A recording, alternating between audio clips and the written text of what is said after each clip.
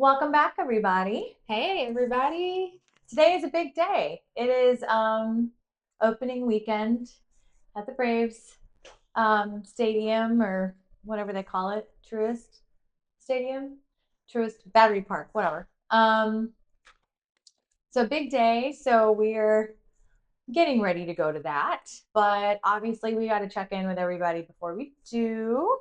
So today's episode, season 2, episode 2, is all about getting that plus one. How are you supposed to get that plus one on that wedding invite? How are you supposed to get the plus one to any other invite?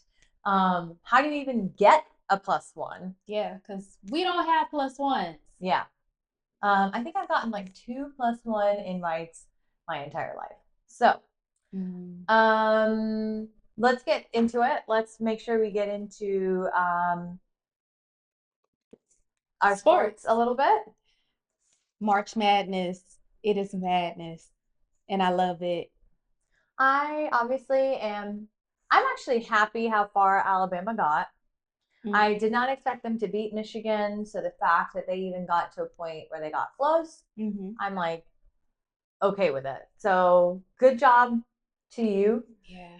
But yeah, there's some shakeups.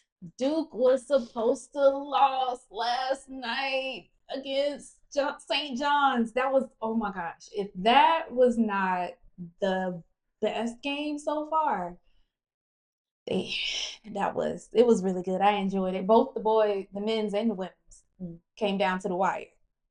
Literally came down to the wire. So, yeah, I love it. This is my favorite time of the season. I watched a little bit yesterday, but I will get into why I did not so much later. But we got a couple more games to go. We're already in the Elite Eight, so we got to see what happens. Yep. And once we get through the Elite Eight, we'll have our Final Four next week. And then championship game. Here we go. And then it's on to the WNBA draft next month. The NBA draft usually is in June-ish, or the summertime. The NFL draft will be in a couple weeks. UFL has started. I saw a game. I saw a game this weekend. They had Nelly perform. It was cool. St. Louis. I forgot what their mascot is, but he performed because they was in St. Louis. Because I think this is the first. I think this is opening season for UFL. So for the people that don't know, UFL is another football league that is owned by The Rock. So yes, so I'm excited about that because most of the teams are in the South. There's a couple in Alabama, if I'm not mistaken. Mostly kind of like St. Louis, Tennessee, Alabama, Mississippi, maybe, if I'm not mistaken. Basically, all the states that wish they had a professional team and don't. Pretty much. Or they have them, but they're not very good. It's the other consolation. So definitely watch that. It is usually on ABC and ESPN on Saturdays. I think maybe Sundays, but if I'm not mistaken, it's mostly on Saturdays. For you football heads that just gotta have your football fix because you're crying because the season's over with. You can't wait till August. To wait so much longer. It's gonna come. Y'all be all right. If not, catch the NBA. True. Let's see what else. Which they'll be announcing those playoffs soon also. So we'll actually get to know who's in the playoffs probably pretty soon. Yeah. So maybe you can be a +1 to one of these games. Hey, that's what I'm trying to do because some of these games have very, very nice seats.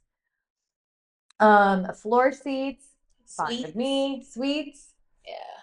Private boxes. I'm good with that. Skybox. Yeah, just make me a +1. And then I can go to all these games and maybe I'll meet someone else there. Like that's the whole purpose. Oh wow.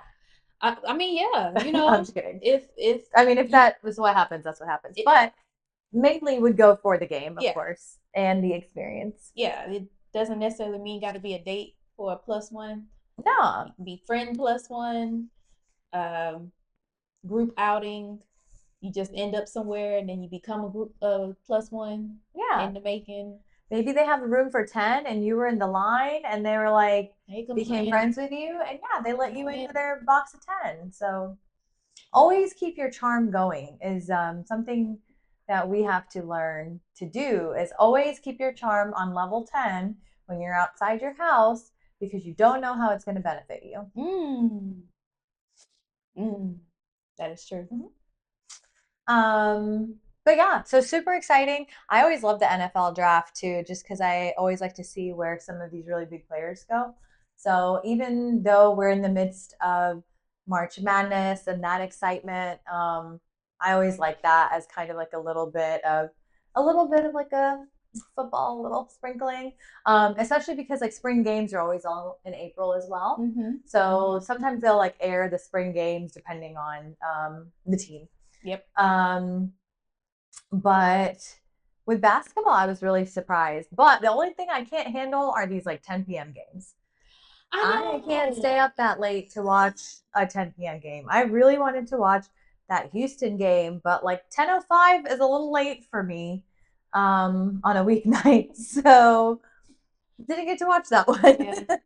I watched LSU and Duke last night for the women's side. Oh yeah. I didn't see the ending of it, but I saw the highlights.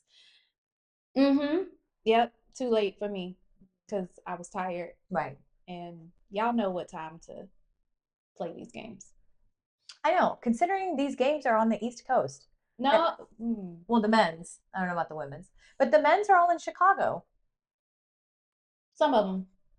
They got them in the region where they're supposed to be at. Oh, maybe that's why. Yeah, they changed the thing. So once Okay. it gets into the Sweet 16, they actually go to the actual location of where that region the final. is. Yeah, okay. So that way they play there, they play the region Got it. championship and Elite Eight, and then they head to the Final Four. Basically, I was just paying attention to where Alabama was playing, and I was like, "Why is this game ending at 9:30 at night in Chicago?" But anyway, um, so we'll see. We'll see what happens. We got some more games coming up here today. I was watching the Michigan game this morning on women's. I think they played Louisville. Yeah. Yeah, they just won. Okay. So they're going. UConn. UConn played yesterday. They beat North Carolina, which I was sad about. Yeah.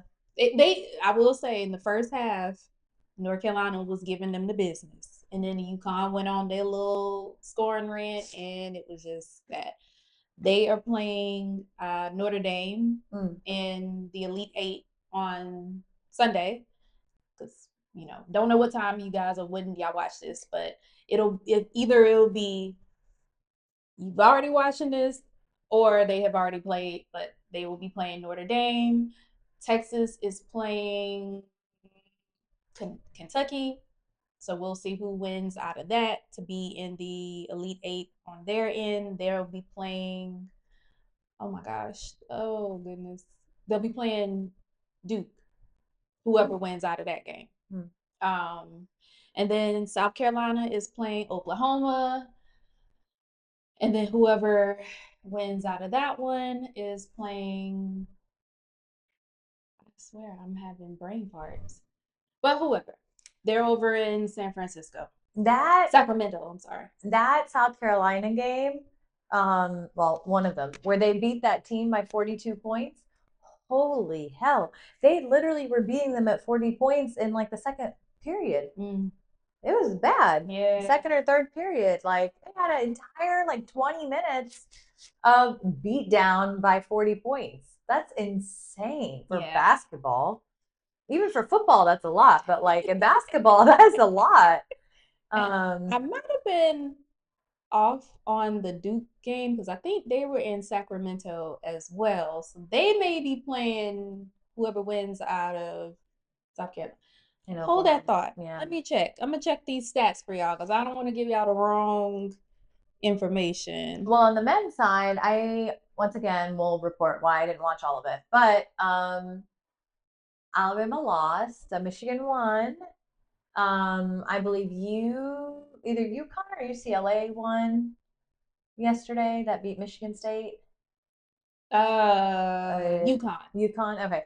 And then we've got Duke and a couple more games to go, basically. Yeah. Oh, Tennessee. Oh yeah. A couple more games to go. So I was wrong. Duke is actually playing UCLA tomorrow. Well, Sunday. Mm-hmm. And I'm gonna look at these brackets so I can give y'all all of these. I know UConn is playing Notre Dame. I know that one for sure. So let's see the Texas bracket. Honestly, all I'm watching is South Carolina at the moment because I like that they're destroying everybody. Those games are fun, but they beat them down really bad or they're really close. Yeah. We'll see how it goes with Oklahoma because Oklahoma beat them in their regular season match earlier this year. So Gotcha. Hopefully, prayerfully, it'll be the other way around. Right. Because right. Oklahoma, who really cares about them? We don't care about the Sooners. We don't care about that. No. So yeah, let's give you guys a little bit of this beautiful bean footage, like they say, with the baked beans. So, oh my gosh, Google. Well, anywho, y'all you can read it yourself. It's fine. Watch it if you really was the games into will it. Actually probably be over by the time you watch this, and you'll know who won. So it's fine. Yeah, and some of the games will be on prior to the episode for the Elite Eight, and then Monday it'll be the continuation of it, and then next weekend will be the Final Four, and the championship. So you got a lot to do in the next week. Yeah, because next weekend is Easter. So you got all this basketball to watch before you got to spend time with your family. Mm-hmm. Yeah. And like we said, the Braves opening weekend is this week. So basically MLB opening week, I guess. I think we play Kansas City. Yes. Or Kansas. KC. Mm-hmm. Yeah. I don't watch baseball, so I don't know. But I do know what's going on when I'm physically there, as long as I have a scoreboard nearby. So that's fun. I don't think there's any other like real big sport updates going on in the world. Obviously, we've got like MLS still continuing, FIFA World Cup. I think they kind of already have their qualifying groups and where they're all playing, so that's kind of done. And then we've got the Masters coming up in 2 weeks. 2 weeks. So ish. Yeah. So it's pretty much just like all this week you can just watch basketball, and then I guess you could watch football today or Saturday. But that's kind of it. Sorry, no offense to all the other sports that I just did not discuss that I don't care about. But there's baseball too, I guess, during the week. I mean, they play like an insane number of games because they play the same team like 4 or 5 times. Yeah. So, and it's like daily. It's a lot. It's a lot. If you are not a baseball fan, just go for the aesthetics. Get you some paraphernalia. Yeah, like actually being in the atmosphere of one is very cool. Mm-hmm. It is fun, but I think the hard part of watching on TV is you just don't know what you're. Yeah, if you never played, then you don't know what you're looking at. Yeah, you're saying certain stuff, and you like, what? I didn't see what you saw, but they said that this was a ball and it looked like a strike to me. I played softball, so I understand it. But it's very long. My favorite is when the commentators, like when you watch like the post game show, and all the commentators are like talking about the game, mm-hmm. and they literally say all these stats about things I have no idea what they're talking about. I'm like, I didn't see that. Like, was he really that much better? He looked okay. Like, yeah, when they start talking about errors and mm-hmm. This person had how many walks and this many balls and strikes and all these other ERAs and everything like that. You be like, what? Yeah. What is that? Cricket's kind of the same way, because even with them, they'll be like, oh, it's a really good pitch out there today. But they do it based on like the weather and stuff. Is how they decide the playing conditions of who it's better for probably you to bat or to bowl. Or so there's a lot more if you are a fan of some of these sports that really gets into like nitty gritty. But we're not asking any of you to do that. But to at least have this sense of joy and pride when you go watch a game. Yeah. Really all we're getting just be there for the fun and just enjoy it. Take it all in and share your experience. Mm-hmm. Because you only got one life, so might as well live up. YOLO.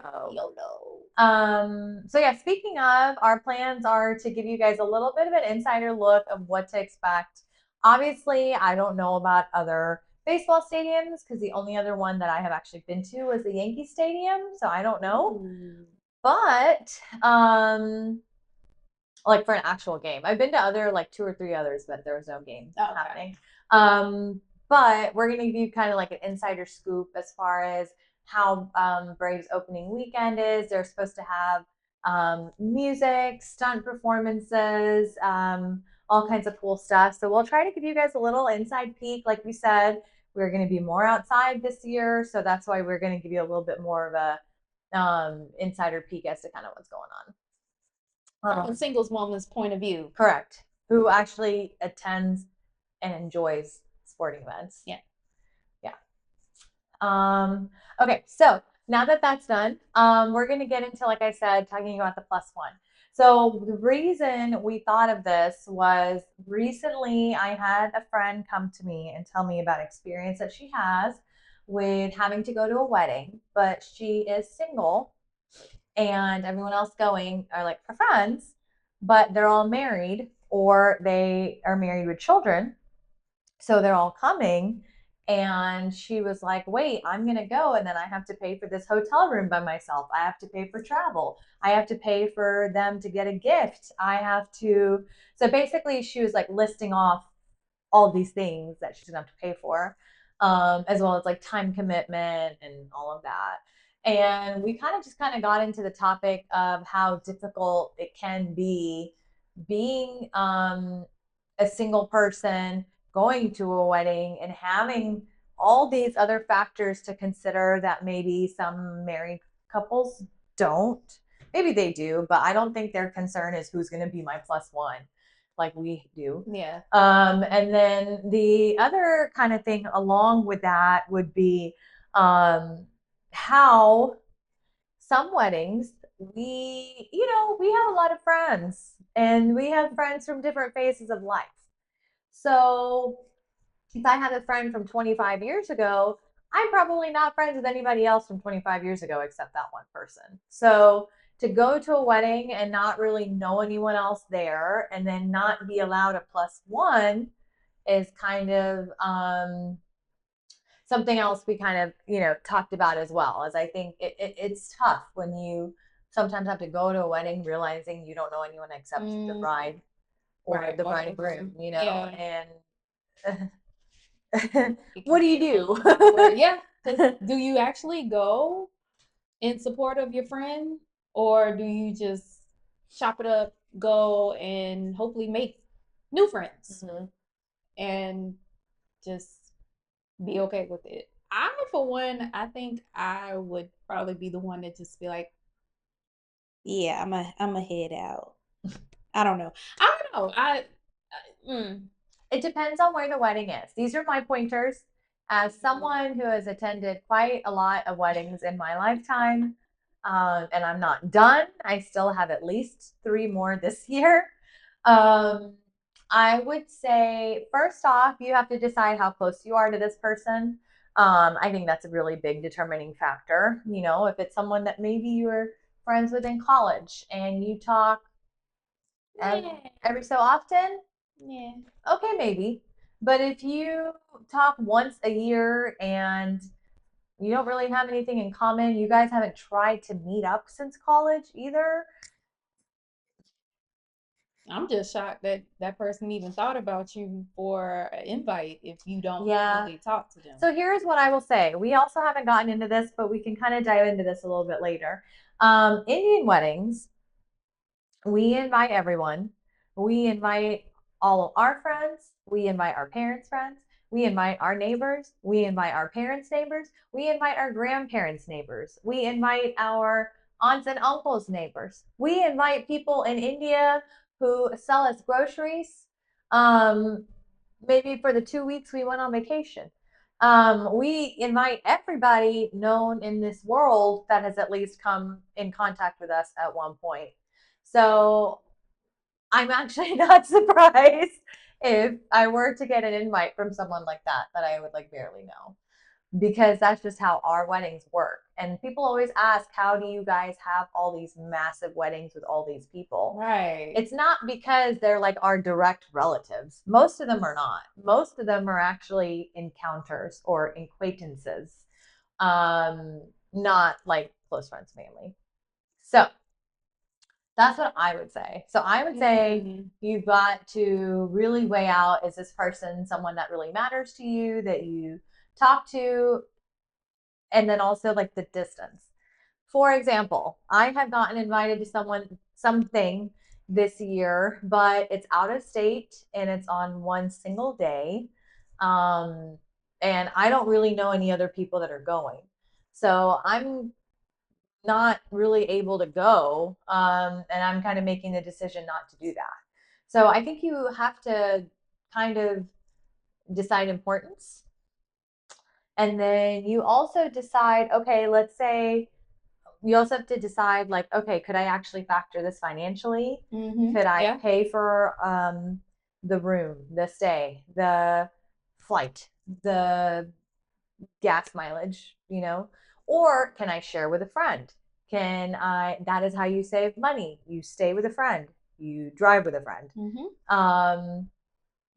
So, and then also obviously like time. If it's something where it's going to take up your entire weekend and you have all these other things to do, you really then have to weigh out, is this something that's really that important to you? Yeah. Well, I'm gonna just say it for the black people. We don't invite everybody to our weddings.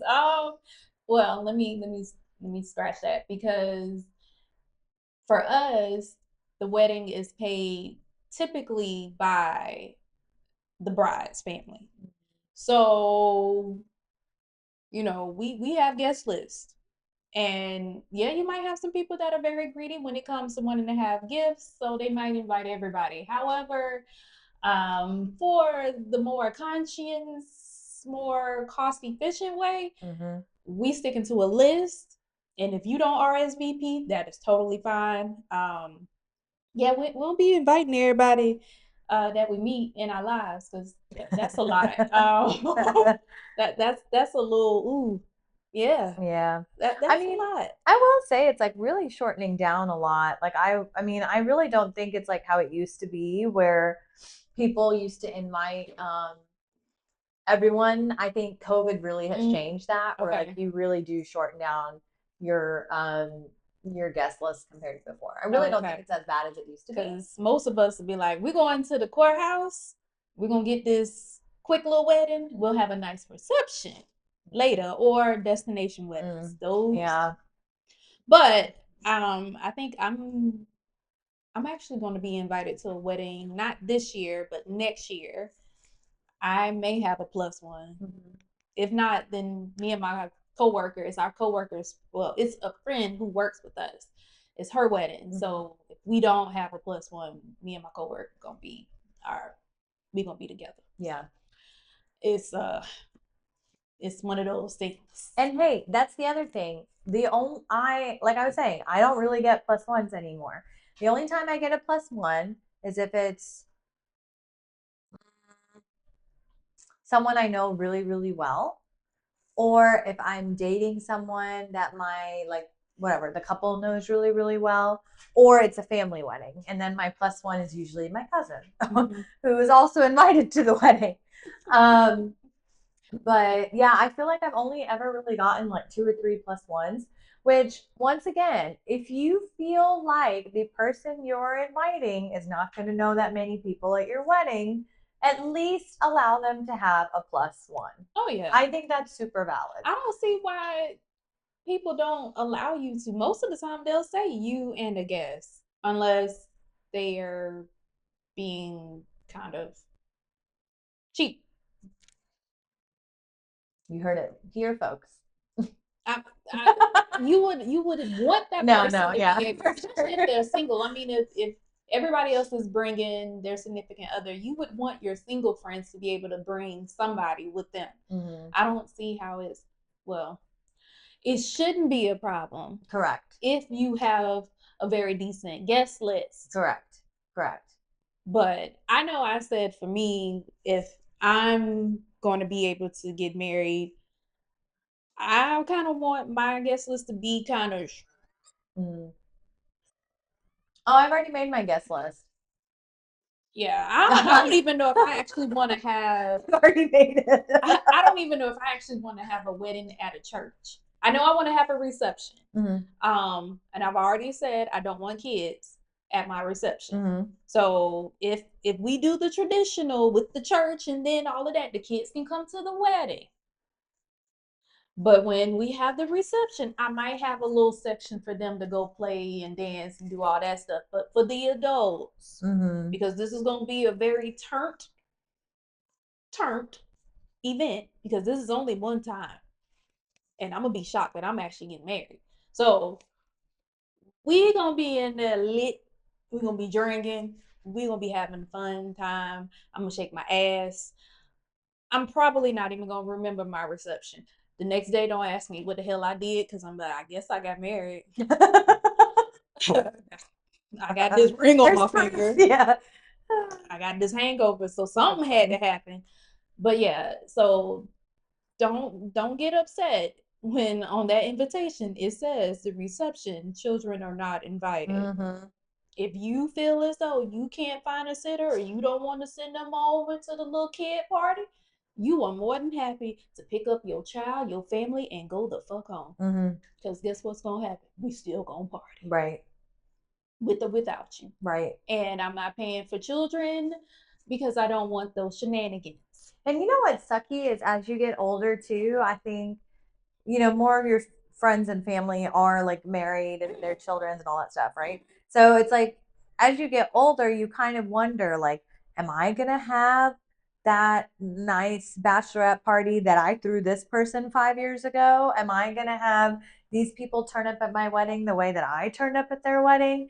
I One of my friends and I have been talking about that a lot because I think it's like one of our valid concerns of like we do so much for other people, especially as single people. You do so much for your friends without even asking or realizing. And a lot of times that's not really returned or there's other excuses that are made. And I don't think that's cool at all. So that is something we kind of talked about. Like, how would that go? And if it doesn't go the way that you would want it, guess what? You save money. Right. I was going to say, I think as you get older, you're kind of just like, fuck it. That's fine. They don't have to come. They don't have to. And I'm just going to party with the people that want to party with me. Exactly. So that's just kind of how your mentality changes. And don't ask me how everything went. Don't comment on my pictures, my videos, and none of that shit that I post. Don't sit there and say, oh, I wish I could have been there. Because, bitch, you should have been. You could have been. You chose not to. And now you're mad because you didn't get a chance to be in this terminalization. That is a whole word. Look it up. I made it up. But anywho, don't get upset. Yep, it's your fault, actually. So who do you blame? Yourself. So don't sit here and whoop de holler and crying and say, well, you said we couldn't bring our kids. I didn't say that. What I said was they can come to the wedding. They just can't come to the reception. You pick and choose not to come to anything. Not my problem. Tough titty. Sit on it. Right. Agreed. And then with the whole, like, my final thoughts on +1s would be if you're allowed one, and to be honest, you also don't have to bring one.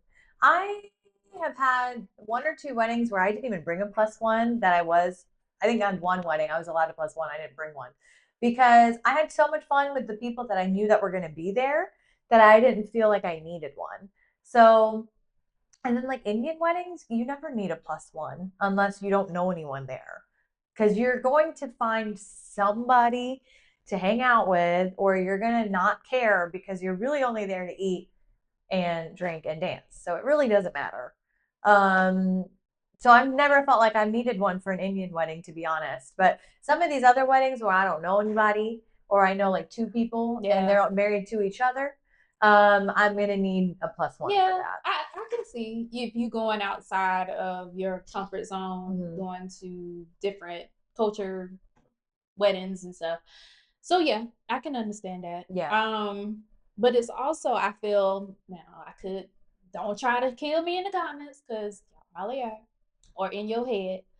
I do feel as though it is the bride and groom responsibility to make sure you're comfortable. Although they gonna be over there doing all they thing, they into each other. I still feel like you could, think about the person. And then sometimes you might be able to find somebody that's single, end up being. I was gonna say, if you get a singles table at your wedding, maybe you can find someone else at your singles table. I mean, it's possible. People done found love in other places. So that's what Indian people say. The reason that everyone would go to an Indian wedding is because there was always some match that would end up happening at the Indian wedding. So then that was like the next wedding that would happen would be like from the match of this previous wedding. And that's how people used to find people, I guess. But yeah, I think when the bride and groom make their guest list or make their table arrangements or whatever, they need to realize at that point that they're going to have to make sure that that person's comfortable. Yeah. If you really do see that there's like no other connection there. Yeah. And 9 times out of 10, if it's my really close friends, they're going to be in the wedding party. So y'all are going to be sitting up there with me. You ain't even got to worry about no +1. Yeah. Unless they sitting out there in La La Land and then after the fact. But we all going to have a good time. Right. You ain't going to realize your +1 is there. You won't need them. You won't need them. It's gonna be a whole celebration. I'm telling y'all, my brother's already said it. If I get married, it's gonna be a celebration. Because one of my brothers swore up and down, I'm never gonna get married. Because I'm so picky. I think at this point, my parents are just so unsure. They're just so confused. They're like, can we just get a sign? Like, can we just get some sign to know that like this could happen and that we're not just waiting for something that's never going to happen? But anyway, those are my thoughts on the +1s, just because it's a thought that we haven't really talked about. We don't really talk about weddings because that's not really in our near future. So no hardware. Yeah. On any of these fingers. Yeah. I mean, I do have one, but that's not even on so the right. It's not on the right thing. Right. But funny enough, so some people in India, they wear their wedding ring on the right hand. Oh. So when I was in India last month, I was like walking around and then I realized that my ring was on my right hand. And it was really funny because I was actually about to be like, oh no, it's on my right hand. I was going to switch it to the left. And then I left it on the right hand. Oh. Because there was no one that I saw that was eligible, so I just left it on the right hand. But anyway, so we thought we'd just get into weddings a little bit, just because we haven't really talked about how it feels being the single person at the wedding. And since we've got a couple weddings coming up, those were some thoughts. If you guys want insiders on an Indian wedding, I can help you out on that this year. It will not be my own, but I can definitely show that in case anybody's wanting to see. I would like to see. I want to. Well, I've seen some. Yeah, I've seen some. But I yeah, like I literally had a FaceTime call with a friend this morning who just got married last year. And she was like, Sue, I'm literally just waiting for you to get married because I want to go to an Indian wedding. She's like, you're my only other Indian friend, so I need you to get married. Like, when is it happening? Yeah. We gotta make this shake. So it'll be fun, whenever it happens. I already have the guest list, so if you want to know if you're on it, you can ask me. I already have that pre-made, so there's that. But anyway, so that's kind of what I wanted to get into there. We're gonna switch topics a little bit because, like I was saying, I was somewhere yesterday and I wanted to get into that because we were kind of talking about that a little bit earlier, why I didn't watch the games. But yesterday I decided to go out in Atlanta with my friend. And we were like, we'll just get dinner and then we'll go out and check out the nightlife scene a little bit. And we ended up going to this one bar that was outside, and we stayed for quite a while. We probably stayed for like 3 hours. Well, maybe a little bit less, but we stayed for about 3 hours at that specific bar. And it was just, it taught me a lot of things. First off, there were actually a couple of cute guys there, which is hard to find these days. I'm pretty sure majority of them were younger than me. Oh yeah. But they were cute, And one guy that I thought was younger than me was actually around the same age. So maybe my age radar is off. Yeah, so maybe mine is off a little bit.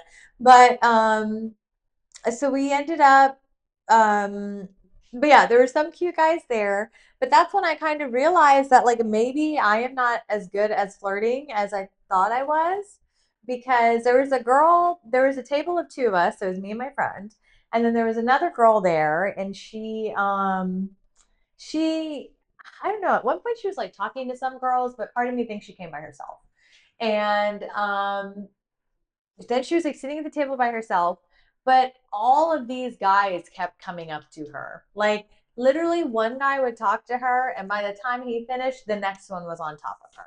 Like not physically, but what did she have on anything specific? No. Literally she was just wearing like a black shirt, and she was sitting at a table, so you can't see her whole outfit. Okay. She's wearing just a black shirt or dress, nothing standoutish. I mean, she was a pretty girl, but like nothing that, and she was there for a long time, and so were some of these other people.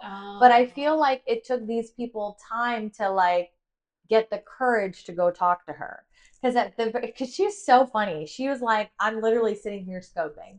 And there's another two girls next to me. I think one of them was in a relationship, and the other one was single. And it was the same thing. She was like, I did a loop, I did a round, I didn't see anybody that I liked. Poor girl. She was very, very tall, and there weren't that many tall guys there. So I think she struggled, That's it. Yeah. But it was funny to me. So anyway, I was talking to this girl who kept hitting on by like everybody. And I was like, I feel like none of these guys are really shooting their shot, because this was prior to her getting hit on by everyone. And she was like, like you just gotta like do the eye contact, and you've got to keep steady eye contact with the person that you like. And then if you really do like them, make enough eye contact for them to come over to you. Or if they're walking past you, like grab their shirt or like tug their shirt a little bit, or like get their attention by like touching their arm or something. And I was like, I mean, I use these tactics like once I'm in a conversation with a guy, but I've never actually used these tactics prior to being in the conversation. So we're now doing the chasing. Correct. Which she didn't have to do any chasing. I don't know what was in her perfume. It could have been, yeah. Could have been her pheromones. Maybe, because like it was, I've never seen anything like this. Like it was literally just her sitting there, just like looking around, and then be some guy just like came up to her, and then he'd walk away, and then some other guy would come up to her and be like, and their hit on lines were bad too. They were like, one guy was they were desperate. He was like, what do you like to do for fun? And it was so loud in the place that she was like, can we talk about this at another time? Because she was kind of also not really like, she was like, I looked and there's nobody here that I like. And so at the end of the night, she got up and walked through the place. And as she's trying to walk through the place, she's done is gotten up from her chair. And she had 3 guys approach her just by her getting up from the chair. Meanwhile, my friend and I have been sitting in the same chair for 3 hours, and no, I take that back. We had 2 people approach us the entire evening, which I'm like, maybe I just have like resting bitch face that I don't know about.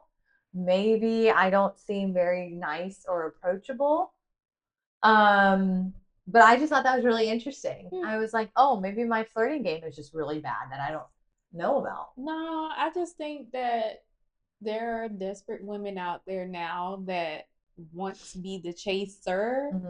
And I'm sorry, I'm not gonna grab somebody, or yeah, you might give them a little eye contact, smirk a little bit, kind of smiles. Yeah.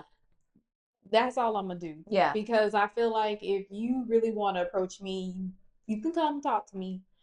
But I'm not gonna go all on my way like, oh, hi. Oh, she wasn't doing any of that. But I'm just saying, like, for her to give that as how you can get somebody, I'm not putting my hands on nobody. Because now people like to punch, and I'm not. I was gonna say, I am not gonna physically touch you if I don't know you. I'm not grazing your shoulder. No. I'm not gonna tug on your shirt. I do the shoulder. Now, if we're in a situation where we're having fun, we're dancing, I might kind of like bump. I did do that for my cousin. I ain't gonna lie, I did. I kind of like did like this, but it was all in the fact he was looking, we was looking, she was looking, she was smiling like, oh my god, yeah. It was that R&B only. So I did the wing woman thing. Now that okay, cool, but to just tug some for me. Yeah, I don't think I would do it in a random bar, just go pull someone's shirt. Nah. But I would. I think I would tap someone on a shoulder. I have like, but I don't really go and approach people, so I don't know. I still don't do that. Something. Well, you can't even ask people questions because it'd be like, oh, do you have the time? Your phone's sitting right there. Your phone's right there. Like, oh yeah, it is, but. Well, there are these 2 guys that were sitting there, and they were there also the same amount of time as us. And I think my friend thought one of the guys was cute. So we were like, okay. So I kept doing all the eye contact work to be able to get them to come over, but they never budged. I think they didn't understand or didn't know if we were asking for it. And like, I don't know. I guess they couldn't read my style of eye communication. They could have been together? They weren't together. Oh, okay. Because we in Atlanta. Yeah, no, that I'm pretty positive about. There was no body language to show that. Been down low, but we don't know. I could see. Well, we were all sitting on stools, so I could see their whole. Okay, they weren't. No, and at certain points, like he was sitting by himself, while the other one was at the bar and stuff. So like they weren't. Okay. Yeah, they were homies. Yeah, absolutely. They were bros for sure. Okay. But yeah, I don't know. It was like, so, but then at the same time, neither of them had a ring on. So then I was like, well, do they have girlfriends? Maybe that's why they're not looking. Maybe they're just out to have friends or fun as like the boys. Like I don't. But it was just interesting. But that's what made me think like, oh, maybe I need to get better about my flirting techniques. But then the other thing that I think we'll kind of lean into a little bit is, I don't know, also, I think sometimes when you mix 2 groups of people that are possibly different races, we just don't know how to respond to the other. I get that. And I think that might also have been part of the reason, I think, for yesterday. Like, we were the only 2 Indian girls in the place. So I'm sure people were looking at us like, not differently, but I think people were probably looking at us like, I don't know how to approach this person, or like, are they even interested to want to get to know me? Or, right. Like, are they single? I don't know. Like, so I think there's a lot of that too differences there. Yeah. And I think with a lot that goes into wanting to do interracial dating, it still has that little stigma behind it. And then somebody might be curious, but they, just like you said, they don't know how to approach the person because they don't know if what they may say is offensive or how to even do it. And it's just a lot. And maybe some people have their preferences. And When I was in college, I can't remember if I've said this story before, but when I was in college, I had a guy who actually told me he could not date me because he didn't know what to do with Indian women. Weirdest possible statement you could ever say. but what would he do with the race that he was attracted to? I don't know. What? He literally was like, I just don't know how to like date an Indian person. As if like I do all these Indian things. I mean, I don't even understand that statement, but Okay. yeah, Yeah, I'm confused too. yeah, Because are there different things you do with different races? Because you just date the person. exactly. Like you're still, no matter what, going to get to know the person. So why does it matter if you're uncomfortable, then maybe say that, but not just I don't know what to do because of your race. you're a different race? Okay, so that kind of gets into this whole thing that I saw on Instagram where someone had a post to say that there's a reason why there are a lot of American women single, and foreign men don't date American women because of the stigma that we have. And American men are now dating internationally because we don't know how, number one, we don't know how to love. We want to be their equal. We don't know how to care for our men. We have all these standards that other cultures and other races don't have. Um, and then we are too hard. And of course, there were women in the comments sitting there saying, well, if you guys knew how to love us, then maybe we wouldn't have to worry about being these things. And then, of course, we got those guys that's like, well, back in the day, our grandparents, our grandmothers knew how to love, and now y'all got this feminine movement, and now you want to be considered equal. Blah, blah. I think a lot of it too is okay, because this brings me back. The closest thing I can relate would be like 90 Day Fiance, right? Most of these people are trash bags, and so they can't find anyone who wants to be with them in America. So then they're like, well, let me go to a different country so they don't understand how much of a trash bag I really am. And so then they either sometimes end up realizing it or they end up falling in love or whatever. But sometimes like they do work out and some of them are valid couples and that's great. But some of them you can tell like they have baggage with them. Yeah. And that's why they can't meet someone here or that's why they're not able to find anybody. And so even for me, like the thought has considered my brain. The thought has been considered in my brain to possibly date someone outside of the country. But I'm weird in the sense that I don't want someone to like date me for a visa, or I don't want the concern of being responsible for this person. In America, I think you have to be responsible for the person for 10 years. Anything financially, any legal trouble, anything is on you. So if you bring this person, you support this person, it is on you for 10 years to take care of this person. So no thanks. I already have enough liability in my life as it is. I don't need more. So I think too, like you just have to be really smart with it. Yeah. I mean, you can't get upset with someone for who they fall in love with. What gets me with the post was just how they demeaned women that are from America. It's not saying that we're just like this and we don't want to love and all those things. It's like Well, we have to be able to take care of ourselves, and the first thing we have to do is protect ourselves. I'm sorry, I was raised to have my own opinion. If I feel like something wasn't right, talk about it.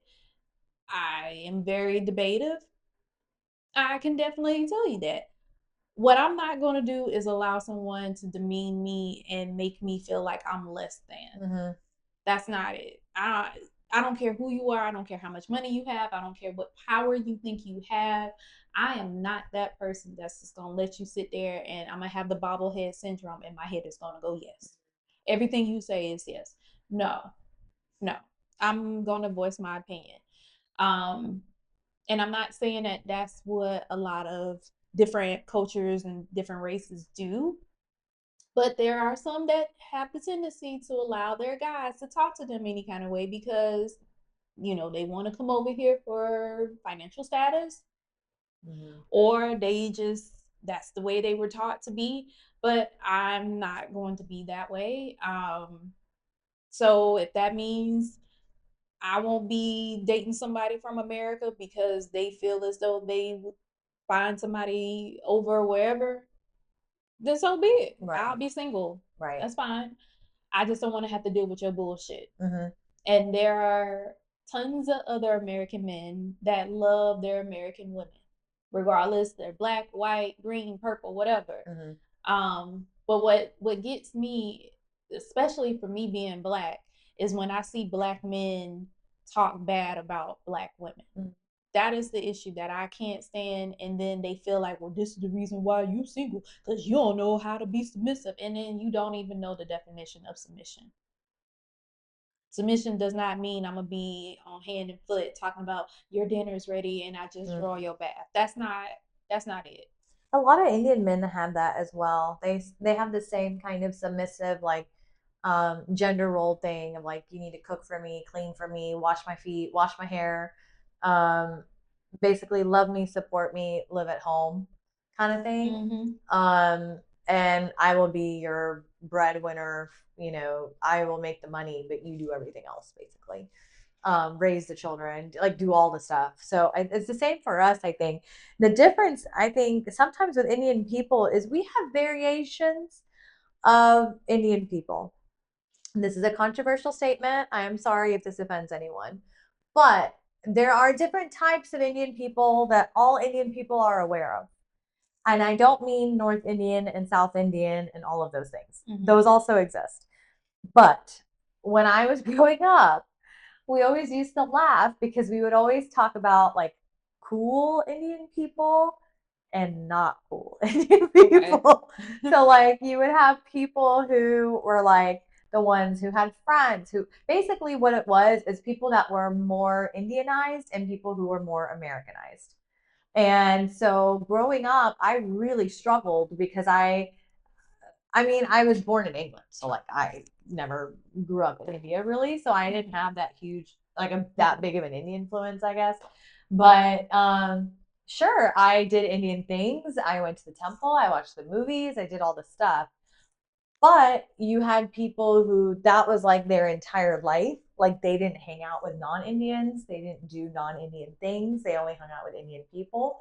And then you had the other people who used to hang out with everyone or go to the parties or have friends. And so, even with that, I think there is a stigma because a lot of Indian men end up falling into that category of what I mentioned earlier that are kind of like the Indianized Indian men. And I think that is something that like Indian women have struggled with is because that is like one sector of Indian men that someone who is a very independent woman does not want to be with.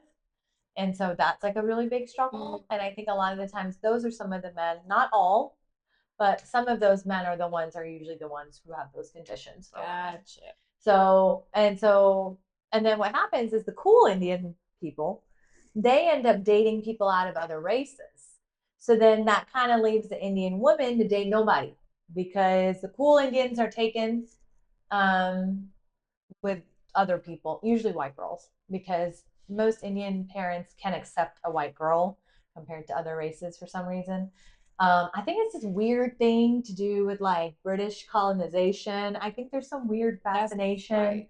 That's you know, even in African cultures. yeah. If they date outside of their tribe or their country, they'll accept a white person over an American black person Mm-hmm. because they don't consider us as their equal. Mm. They think that we're dumb. They think we're beneath them. We're not. We're just, we don't know ourselves because they swept down. We don't have culture. Mm. When in all actuality, y'all be trying to steal our culture, but I'm not even gonna get into that part. And it shouldn't be that way because we're all black, African descent. But we got those that just, Yeah. they feel like we're lost. We don't know our culture. We don't know our heritage and all Right. that. And it's just like, That's what always is so funny to me because I feel like a lot of like I feel like brown people always feel like they don't know like black culture that well, or vice versa. But actually, it's very similar. But I think neither side has like been willing to understand that. But it's actually super, super similar. And I explain that to my parents all the time because, of course, in like India, we didn't have really we only had like white settlers because of colonization, because of the British, and then you have Indian people, and that's kind of it. Like you don't really have all the other races there. You don't really have anybody else there. So or whatever, you have some Middle Eastern, sure, but I just mean like from different other countries, like you'll have a couple of Europeans to visit, but you don't really have a lot of people from other backgrounds there. And I think that's also part of the reason probably why both cultures are misunderstood by the other sometimes, but yeah, so like even like I was saying, like they usually those Indian guys get with them, and then the ones that are very Indianized get with the very Indian girls. So then the cool ones, the cool Indian girls get left out. In this equation. We're the ones who get left we get out. left out as well too. It's like, okay, and what kind of gets me is like when we, and I'm just speaking for black women, when we have a tendency to date outside our race, we also get that stigma. Oh, you can't find no brother. And it's like, well, it's more of you all that do that than us. But when we date, I'm not gonna talk about looks and presentation, but when we do it, baby boy is fine as hell. He a little something sexy. He ain't just no little Kid Rockish looking. Um, he got something about him. So he got a little swag, he got a little seasoning in him. And that's in any other race or culture that we tend to date. We have a certain look about him. Like, yeah, he done been black womanized like that. And it's always really hard. I think it's always really hard because you want someone that it's always hard dating outside of your race because your first question is my race going to accept this person? Yeah. Or is my family going to accept this person? Can I take them to this family gathering and not feel like they're going to get, yeah. Yeah. You have to have brave. Yeah, and you have to have that conversation. Especially with us because there are a lot of times when we get discriminated against without even knowing, and it's just because of the simple fact that we're black. So it's one of those things where it's like you got to have that uncomfortable conversation because so much stuff has been done to us, and of course our parents, grandparents, they're gonna feel some kind of way because of what they've been through.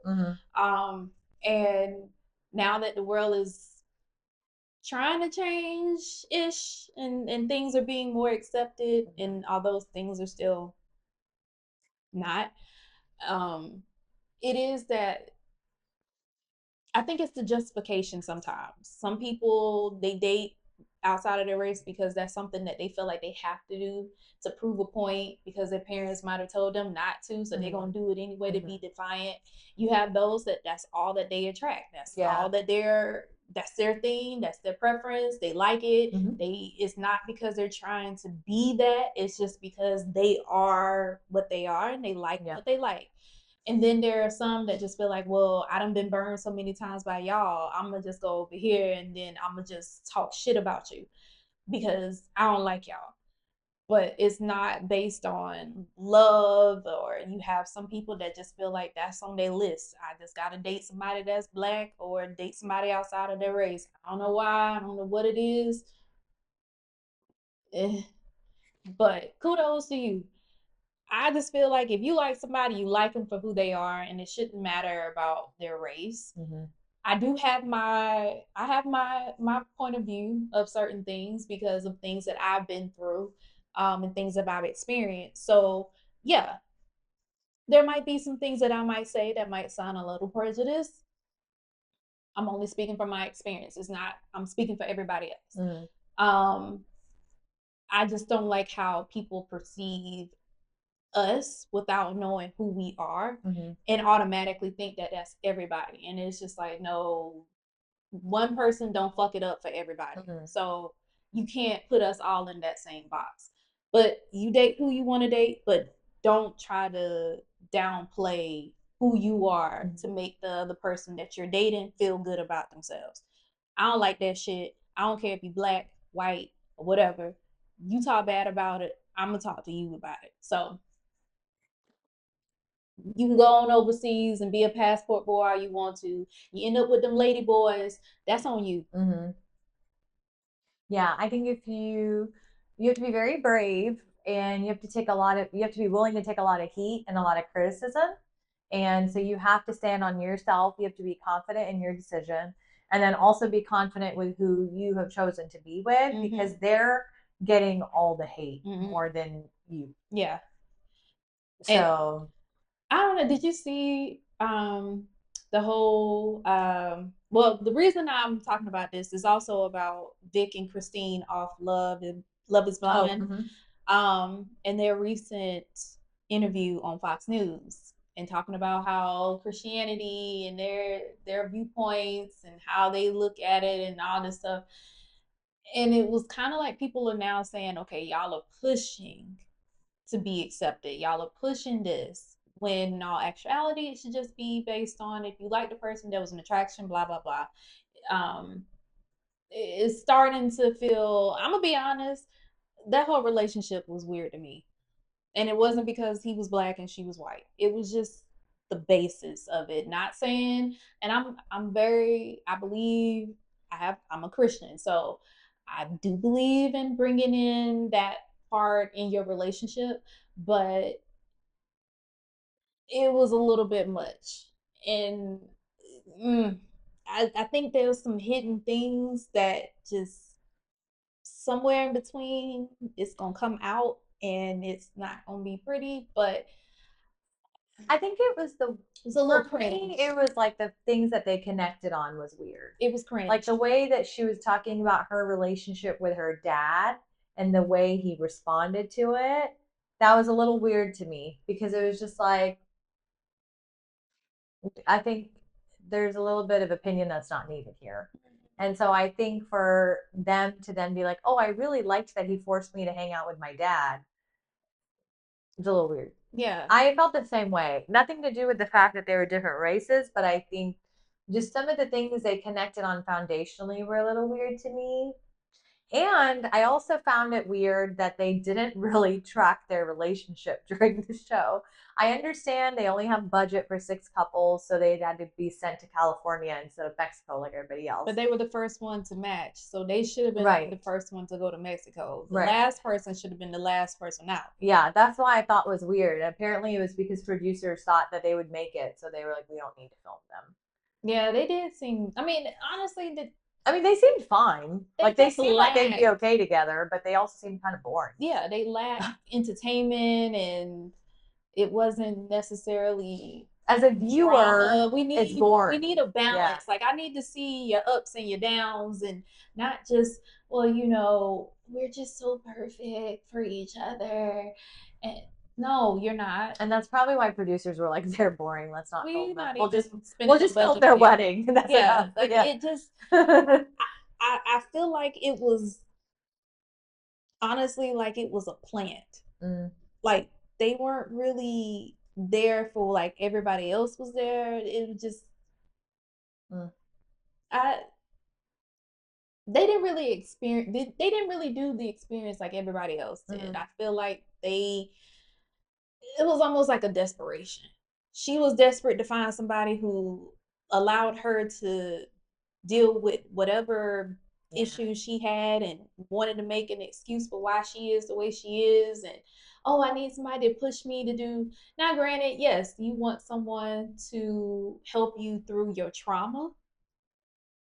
That's what you want your spouse to be. Mm-hmm. I'm not knocking that at all. Yeah. But I just feel like it was all about her and it wasn't really that much about him. Because we didn't really see that much about it him. wasn't like interests really. No. Even when he talked about something that he went through with his mom. Yeah. Those are things that happen in your life that make you who you are today. But those are not like your common interests or your things you do on the daily reg. No. Like those are not things that are necessarily going to affect you from making your morning coffee or going to work or making the dinner that night. Yeah. So I think the foundation was so deep rooted, but it was like, okay, is there anything that's more than just your family trauma or family? Well, how are you going to be able to deal with our kids in this world where racism is, and raising a black child? And I mean, granted, those are conversations you want to have because yes, you're in an interracial relationship, so this person may not understand the struggle that you went through as a black person or a white person. Um, but I don't think she was around any black people at all in her home city. I don't think it was that many of them there. So, but once again, I mean, and so here's the thing there, it's Ohio. Right? Yeah, I think the other thing with that is once again, what do they have in common for them to need to be together? Because I didn't really see any of that. I just saw when she heard that voice, it automatically triggered her. I gotta get this black man. I need this black dick. I'm sorry. My bad. I think she heard the name and probably was like, "Oh, okay." I'm sorry. Sometimes it's a fantasy. Some people fetishize certain race. Because they really never were like, "Oh, I like peanuts, so do you," or like, "Oh, I'm also in healthcare, so are you." There wasn't a lot of There's nothing in common that interest there. It was more of like her dumping her emotional trauma and him handling it the way that she needed. Well, I'm a pray. Do you mind if we pray together? I mean, cool. Yes, that's all well. Yes, we can have that. We have that connection. I think that was the only thing that they connected on was the fact that they have a very strong faith ethic. But they were boring for viewers. So honestly, I'm kind of glad we didn't have to see them because it would have been way more boring if I had to watch 30 minutes of them in every episode. And we just talk. We spend time together. When I come home from work, he kisses me on my forehead, and we just have time together. Yeah, boring. That's it. Y'all don't argue. He didn't left the toilet seat up, and you fell, and midnight you sleep, and then you fell in your booty cold. Y'all had an argument about him not doing that. He didn't leave a cup in the sink. She didn't put hair in the sink. You was there brushing your teeth, and her hair was just nothing. No, that's why they got sent to California instead of Mexico.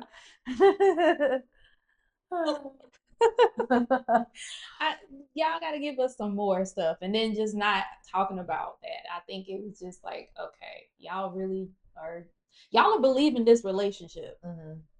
I don't think there's a relationship. I just think y'all just clout. That's what happens a lot these days, though.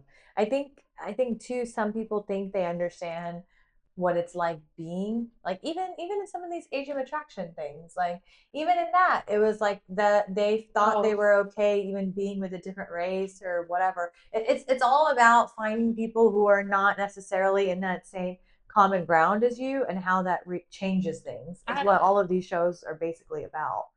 that ending on there was just Icky.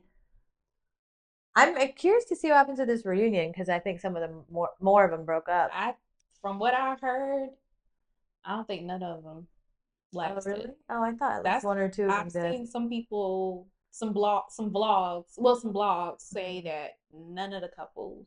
Interesting. That's just what I heard. I don't know. Well, I guess we'll find out. Yes. But yeah, even that, I just thought the whole show was kind of icky. I would have high hopes for it, but the way that it was done, I should have known. I hate Nick Vial or Vial or however you Vials, say his name. vials, whatever. Viles. Yeah. I Um, don't like him. Ever since I saw him on The Bachelor, I have not been a fan. no, he So, was pushing this whole age is nothing but a number crap.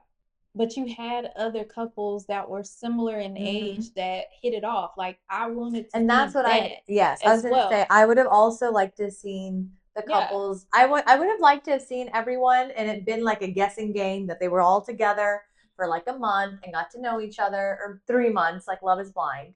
They get to know each other well enough. And then after the 3 months, they reveal the ages right. and then see if they want to continue dating or not. Not this whole in order for us to go on, I gotta reveal my age in the treehouse and accept this promise ring. Yeah, it's all very icky and immature. That just made it. It still to this day, it makes my skin crawl.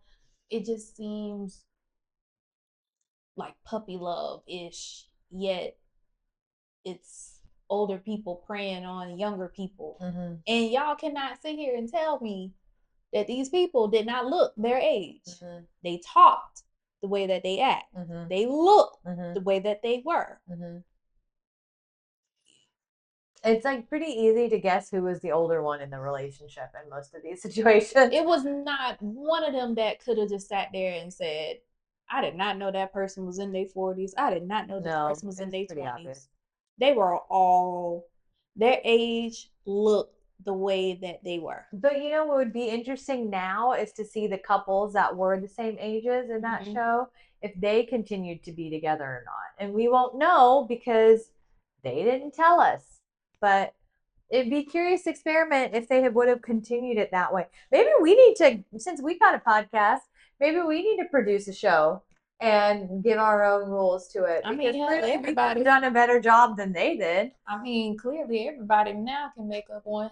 I Yeah. guess we need to pitch the idea to Netflix. Yeah. I don't know who I guess so.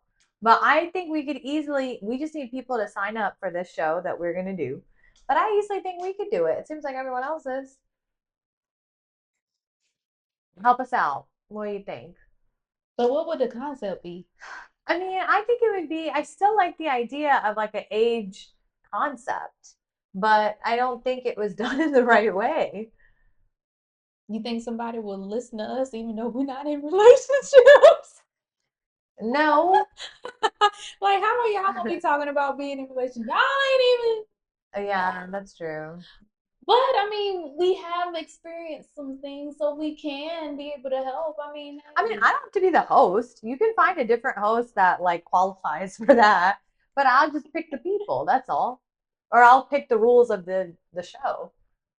yeah, I mean, You hey, know, we don't I don't know. have to I be mean, like the the forefront. producers don't necessarily have. You don't have to know who they are. They might not be in a Yeah, relationship. So okay, yeah. So yeah, Netflix, if you're listening, anything is possible if you got the right money. maybe we'd incorporate sports into it somehow. I don't know.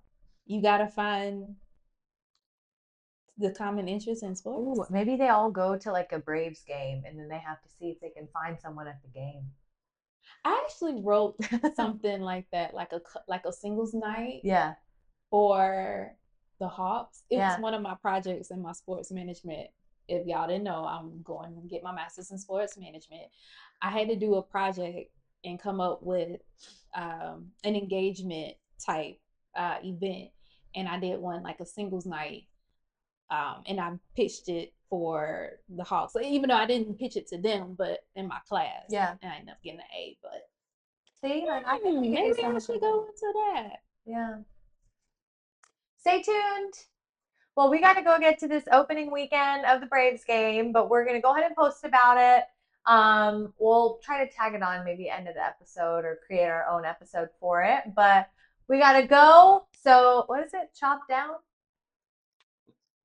Even though they said we can't really do this no more, and I shouldn't have done that in the first place because they say that that's a little offensive. Whatever they say. Yeah. Go Braves. We'll see you guys next week on episode 3 of season 2 of Bitch About Balls. Bye. Bye, y'all.